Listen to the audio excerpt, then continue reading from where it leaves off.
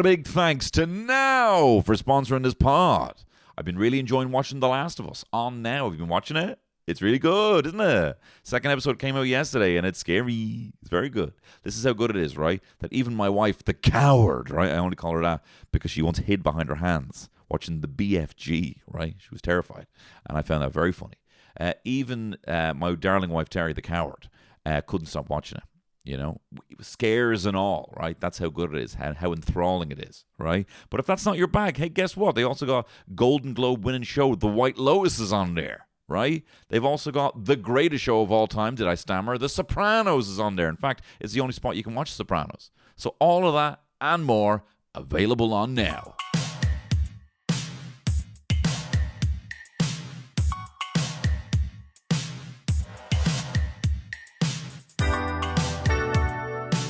It's only Cantwell Shitshow.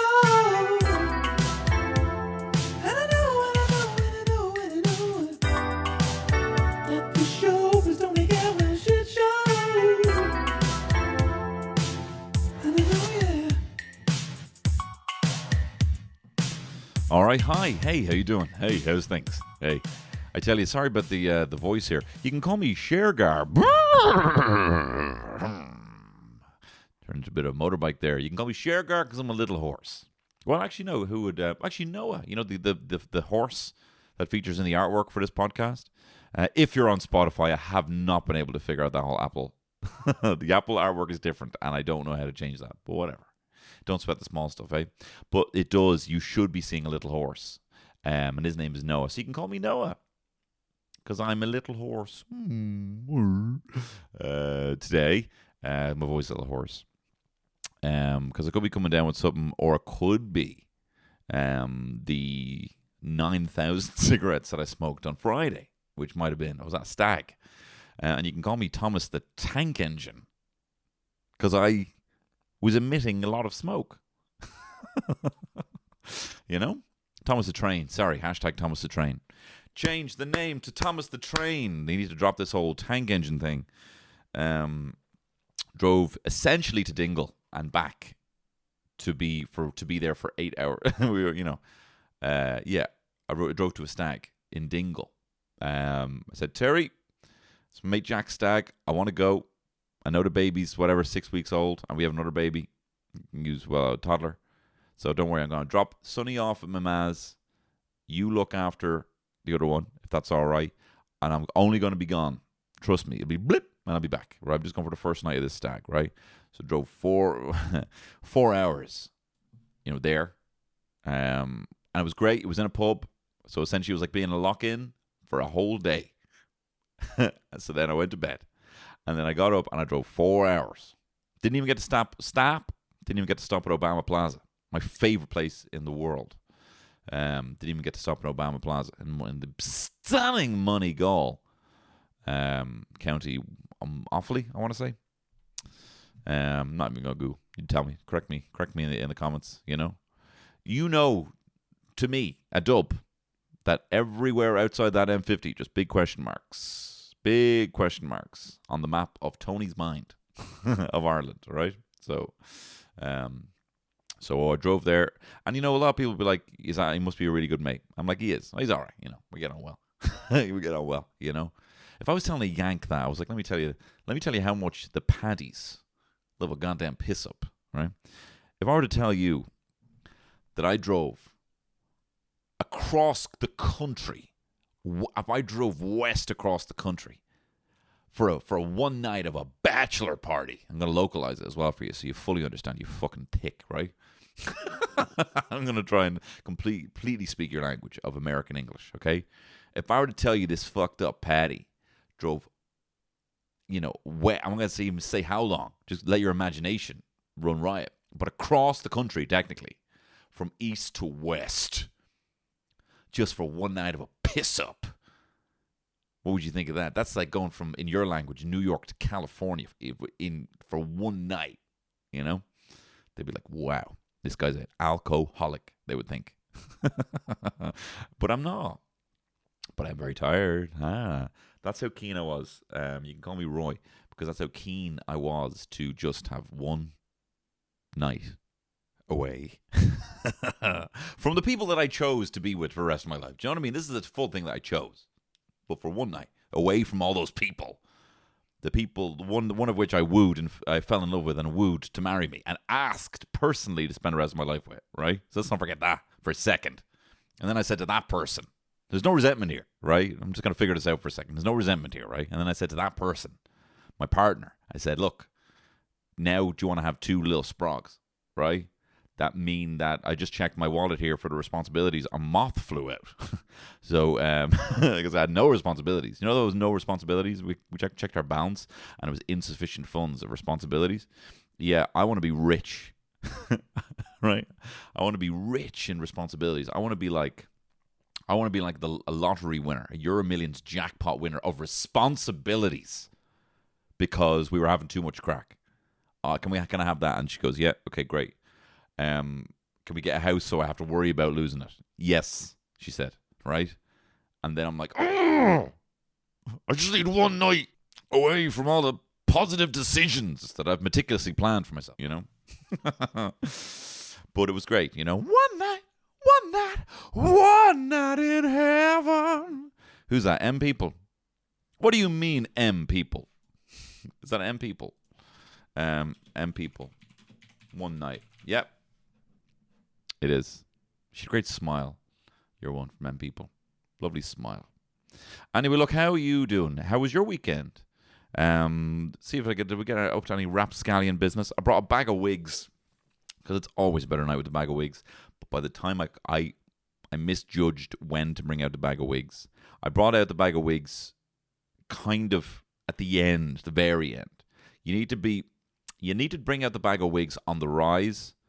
I was bringing it out on the post-slump plateau of the night, you know? Kind of an hour before cheesy tunes are coming on the radio and people are like, okay, I need to fucking leave. You know what I mean? It was about that, and that's when I brought the wigs out. Should have brought the wigs out when it's like, when people have been making the same repetitive joke already twice and you're giddy from making the same repetitive joke, that's when you bring out the wigs, right? Just pre-plateau. But I'm out of the habit. You can call me Sister Mary Clarence in Sister Act 3 because I'm out of the habit, you know, of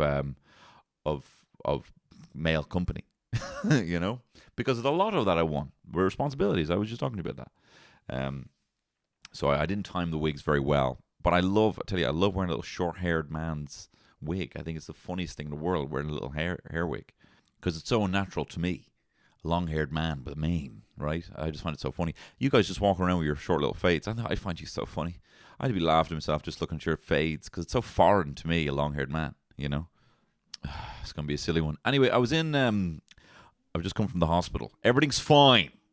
Although, you know, I should sometimes just tag the hospital, put it on Instagram, just to see if anyone's worried about me. You know what I mean? So you ever see people just posting their kind of like, I've seen some people. Now, look, things happen. I understand people get hurt, okay, or crazy accidents might happen, or people might faint, but sometimes people are just going in for a routine something, and they'll post the wrist, you know, with the hospital band, and they're like, guess this is my Monday, and I'm like, what the fuck? And they're like, oh no, it was just giving blood. You know what I mean? That's a level. Now, I'm an attention-seeking, I don't want to say whore, so I'm going to say sex worker, but it's not applicable. You know what I mean? It's hard to stay woke when you want to say whore about yourself, because sex worker is not applicable. But I'm an attention sex worker for the sake of this, right? And I wouldn't be posting a picture of me with a wristband, you know, because whatever, routine thing, you know? People are thinking, oh my God, are you in, like, what was it, car crash? Because you know how we think. You know how we think. It's the same way you think. That's why you put it up there. So, but look, it was fine. Routine thing, right? But it did mean I got left with the baby alone for a while, right? And the baby is obsessed with Terry's tit, right? In fact, you know what I did? I made a real faux pas. I was chatting to one of the mothers in creche, right? And I don't know why. Just me and Terry talk some way, and I realize that not everyone gets that sense of humor.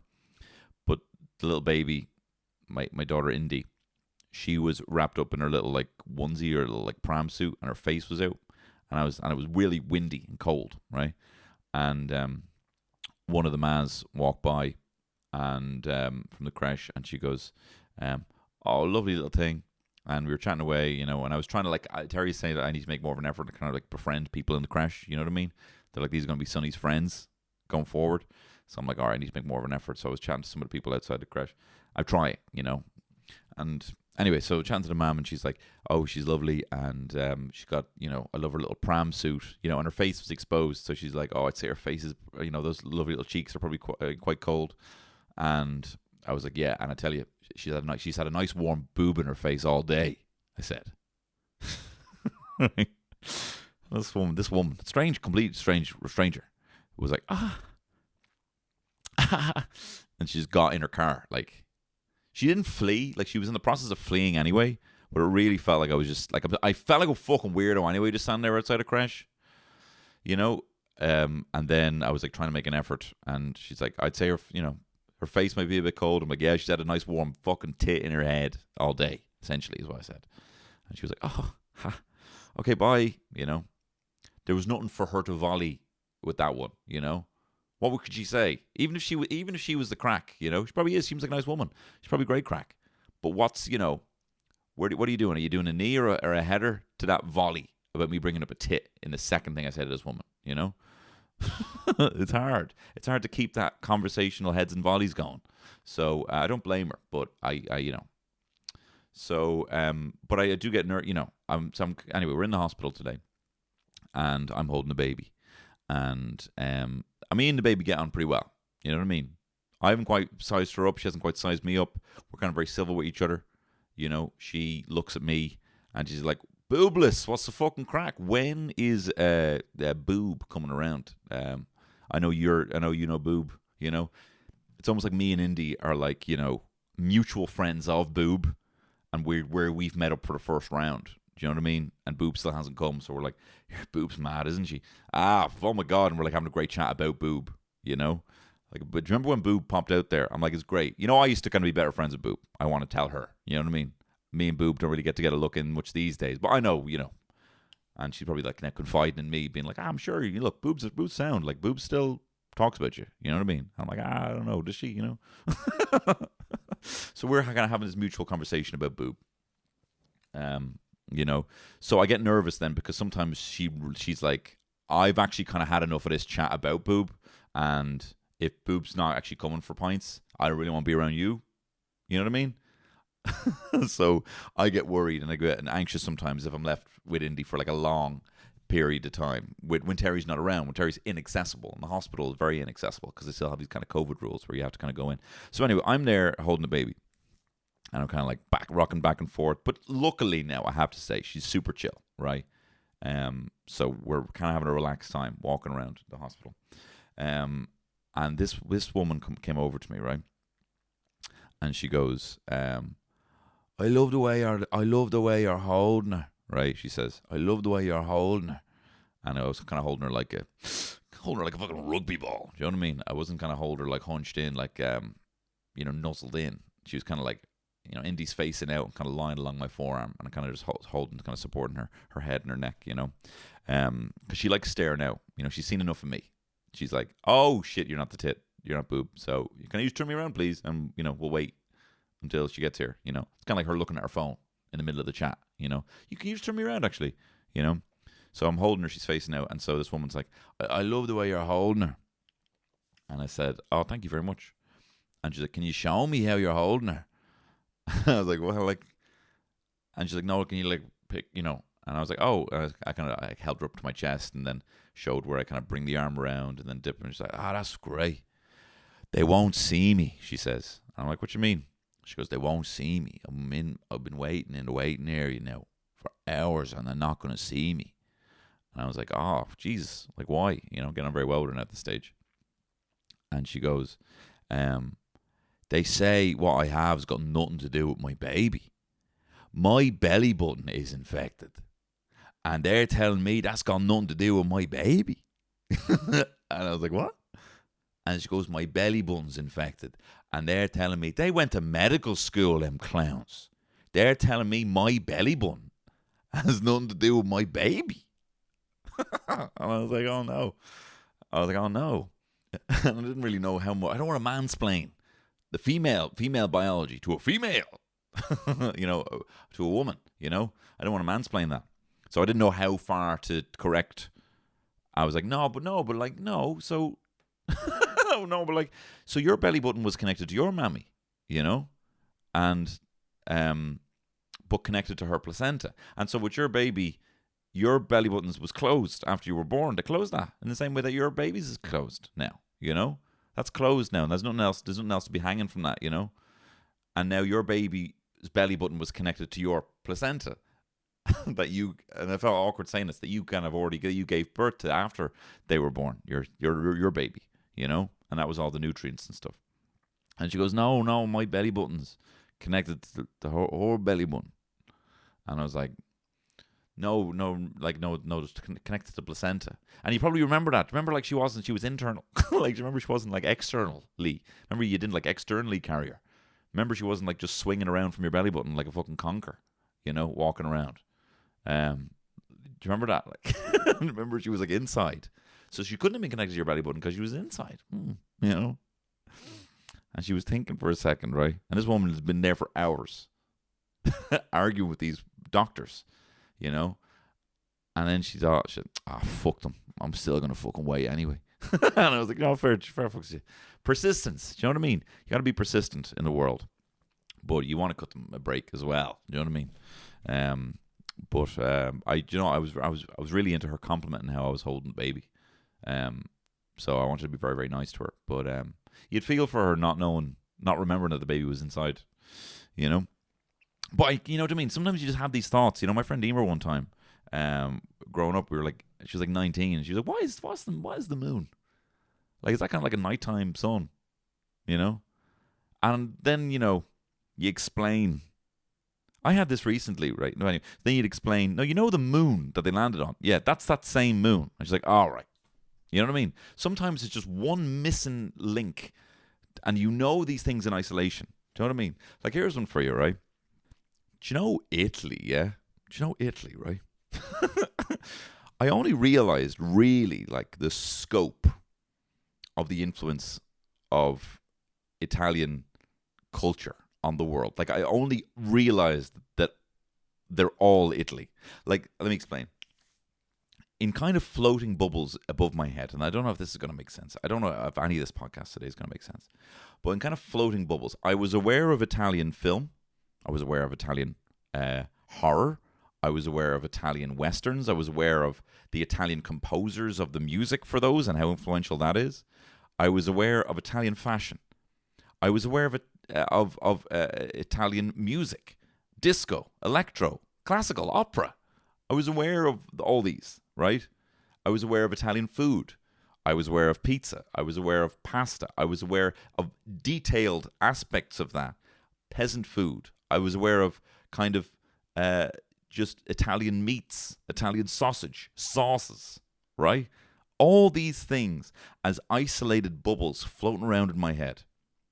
And then recently, I don't know what I was watching, but they all kind of converged. And I'm like, that's all Italy. Do you know what I mean? That's all Italy. Italy did all those things. Italy. I always thought Italy was like, I know Italy. I know Italy as a world power, as in some cases a superpower, but also as a kind of, like Sicily and, peasant Italy, but also rich and Gucci Italy.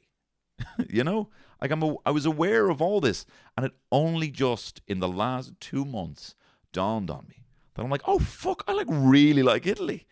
I really like Italy, And that's before you even get into the immigrants, the emigrants rather, the American Italians, the British Italians, the Irish Italians with the chippers here, and the calves over in London, the local restaurants in the States with the red and white kind of checker tablecloth Italians, Sinatra, the Rat Pack, crooners, Coppola, Scorsese, De Niro, Pacino. Like, it's all, Hollywood, Italy as an influence on American art. And it just all clicked together that is Italy. And that's before you even get into the fucking Romans, mate. So I'm sorry I was like kind of like, I do a lot of Italian voices, you know, and I was kind of taking the fucking piss for a while, but I'm not going to stop, because while you still can do Italian voices, I need to still do them. But I'll think twice about, you know, my attitude as to why I'm doing them. I was taking the fucking piss before, you know. Now none but respect, you know. I told you before, and because I brought it, I was talking to Jordan about him recently. I had this old manager in my stockroom, Giorgio, angriest, most high pressure dude I ever met in my whole life, right? And he didn't like me very much because I was no good at my job. I was no good at my job. Giorgio, please, Maron, don't fire me. I'm no good at my job. Please, my friend. I got kids, man. Well, not like kids, but some of the club nights I go to are £20, man. You know, like they're not cheap, man. Anyway, yeah, he didn't like me very much because I was moving shit around. I've been moving shit around. Places a shithole, you know, because I was the stockroom manager. He fucking hired me as a stockroom manager. I don't even think I had my shoes on the right feet when I went in for the interview. You know what I mean? You know? And he's like, and I tell you what, and we had this guy, right? And he would get wound up because he'd always say stuff like, he's like, Tony, you move shit around, man. I'm not a fucking Madrido, man. I'm not Madrido. You move the fucking Havianas, man. We're the fucking Havianas. You know? He'd say this all the time. And it was a kip. I think I've brought this up before, but we had this guy come in one time when I was a stockroom manager, a.k.a. the only person who worked in the stockroom. And they brought someone in just to kind of help because they were like, all right, look, we need someone just to come in for 2 weeks because this place is a shithole. So you just tell them what to do. And I was like, I need more hands down there. Or, you know, I know I'm coming in late and I know I'm leaving early and I know I'm not really working much while I'm here, but I need help, you know? And the first thing you do is ask for help. So they got this guy, right? This guy was a pilot. He was a trained pilot. I think he was like about to start work in 2 weeks' time for British Airways, right? Like a proper pilot, right? And he was such a go-getter. Go-getter, who am I? Big swinging cat, right? He was such a go-getter, man, that he didn't want to sit on his arse for 2 weeks unpaid, doing anything, regardless of the fact that he probably had a bit of money and he was about to become a pilot. He was like, I'm not sitting my hoop, so I'll get a job in a stockroom for 2 weeks. This is the sort of guy we're talking about, right? Anyway, he's brought in as my junior, right? And I'm showing him the ropes first day. I'm like, yeah, so we open this box of shoes and then we put them in. And I found that if the bay for like the Vans fills up, I just shove them in anywhere, you know. And say if like Converse bay is kind of filled up, you can kind of mash it in. The box will break. And he's like, well, okay, whoa. All right.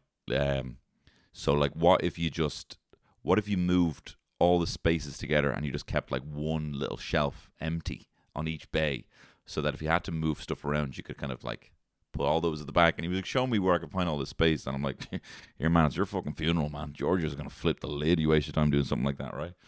Anyway, that day, he found me essentially a whole room of space. You know, and he found all the space. And he had bays at the end and empty shelves. And he was only there for 2 weeks. And it was honestly like the end of an ET when he left. I'm like, please don't go. Like, please, you know. Stay. I'll be right here. And he pointed at the sky because he's a pilot. But how did I get onto that? Yeah, also, I've got the inside scoop because Dancing with the Stars' Kevin McGahern was telling me he's sharing a studio with an Italian. And he says this Italian loves when he does an Italian voice. So if that's the case, then the gloves are off. Then the gloves are off. Yeah, but Italy's great. I had a similar epiphany with Japan, you know, when I started realizing, oh, I love Akira. And Final Fantasy 7, they're all related, you know. So just, you know, look up. Do you know what I mean? Look up from your fucking book once in a while and realize that countries do a lot. I'm sure there's a little yank over there realizing that. Oh, Banshees of Inisherin. Oh my God, they're all Irish. Oh my God, loads of stuff I like is Irish, you know. Oh my God, are you telling me the Kimberley biscuits I've been eating, as well as Sinead O'Connor I've been listening to, and the pints of Beamish I've been drinking are all Irish? I was thinking our Dublin needs like a Paddington, you know, not station. Well, that would be cool as well. That'd be nice if we had a good train station as well. But no, like the Bear. I do like those movies, and my dad got my young flip the Paddington anthology, and he loves it. He loves reading about Paddington. And you know what? They're actually funny. That's the thing about Paddington is, it's actually funny for the kids and the adults alike. We'd be creasing ourselves laughing at what Paddington's up to. No, they're adorable little books, and Paddington's got a great outlook on life, you know. But like essentially, they're just like tour guides for London. Essentially, Paddington going to various places, you know. It's essentially like Paddington on a red bus tour, you know. He's going to like the Tower, like one of the whole stories is like him going to the Tower of London. Another one is another palace. Hampton Court is a whole story. He goes to Hampton Court. Not interested, you know. Buckingham Palace, also not interested. My uncle is like, why? Who is the Queen? I'm like, don't ever ask me that question again. You know what I mean? I'm trying to hide Jesus from him, let alone this obsession with the Queen everywhere. So anyway, I think we need one. I think we need a little pigeon. I need Connolly instead of Paddington, right? A little gammy-eyed pigeon with one leg, Connolly, that gets brought around, that gets adopted by a rich family, picked up in Connolly Station, you know. Connolly goes to the RDS Simmons Court, you know. Connolly couldn't believe his luck. The Murphy family were going to take him to the RDS Simmons Court to see the Leinster Lions take on Racing 92. Connolly, how many tries do you think Leinster are going to score? Do you think we're going to get the bonus point? Said Connolly, while gnawing at his one good leg, trying to find a flea. You know? Oh, Connolly. Connolly scares away bathers at the 40-foot. Connolly visits Bono. Hey, Connolly, do you want to get on this track? Oh, nice. Larry Mullins Jr. Get a beat on that. No. You know? No war. You know, so there's a lot to be said for having our own. Dustin kind of would have been one, you know. But I felt like he kind of got let down. Zig and Zag had amazing comics. Dustin kind of got left in the wind a little bit there. There should have been Dustin goes to this, Dustin goes to that. Big merch opportunity there with Dustin that was not fully realized. Right, I'm going to tell you my joke, right? I've picked a random word from ChatGPT. I said, can I have a one random noun? Now, this is the thing. I'm fighting ChatGPT every week for the best joke. Sometimes it might win. Most of it I have been winning, right? Listen to my Patreon episode where I gave 5 jokes, and I'm pretty sure I won 5-0 against ChatGPT for how funny these jokes were, right? Anyway, I have even asked ChatGPT to give me a random noun, playing to his court, his RDS Simmons court, right? And ChatGPT, or they, sorry, there's no need to be putting a gender on an AI, right? So they, I'm playing to their court, right? And so they have given me the word keyboard, okay? And my 2-minute joke, because that's all I've given myself to write this joke, is this. Did you hear about that bloody keyboard that had to resign after the Mahon Tribunal? Yeah, his name was Qwerty Ahern. I'm so sorry. I'm so sorry. This is just me in the middle of the night now. I'm tired now. That's awful. But can ChatGPT... Sometimes you got to do a low ball just to see if ChatGPT will still lose. Do you know what I mean? Are we at any risk from this AI taking my job as one of Ireland's greatest comedians?